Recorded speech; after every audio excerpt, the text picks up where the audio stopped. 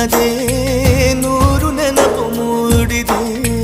ನನ್ನಲ್ಲೇನು ಆಗಿದೆ ಹೇಳಲೇನು ಆಗದೆ ಮನಸ್ಸು ಮಾಯವೆಂತೋ